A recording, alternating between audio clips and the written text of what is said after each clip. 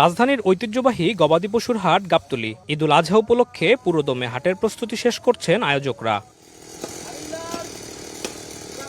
হাটের স্থায়ী শেডে এরই মধ্যে গবাদি পশু নিয়ে এসেছেন বিক্রেতারা। গরুর পাশাপাশি মহিষ, ছাগল ও দুম্বাও উঠেছে গাবতলী হাটে। তবে এখনও বেচাকেনা জমে না উঠলেও হাটে রয়েছে কিশোরসহ নানা বয়সী মানুষের ভিড়।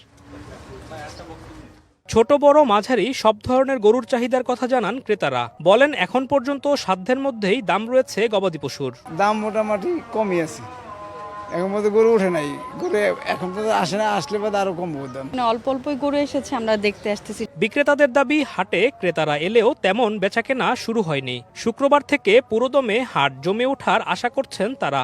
এখনো বাজার ভালো না, রোববার তো শুরু হবে, বেচা কেনা হবে। কেউ বলছে 22 তারিখে আসবো, কেউ 23 তারিখে, বলছে 24 তারিখে, এরকম ধরনের কথাবার্তা চলতেছে। মানে কোরবানির জন্য চাহিদা মতো গবাদি পশু আছে বলে জানিয়েছেন মৎস্য ও প্রাণী সম্পদ প্রতিমন্ত্রী সুলতান সালাউদ্দিন টুকু।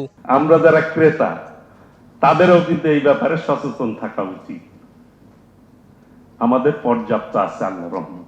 সীমান্ত দিয়ে চোরাই পথে গবাদি পশু যেন না ঢোকে সে বিষয়ে নজরদারি বাড়ানো হয়েছে বলেও জানান তিনি। আলিমুজ্জামান সফওয়ান, দেশ টিভি, ঢাকা।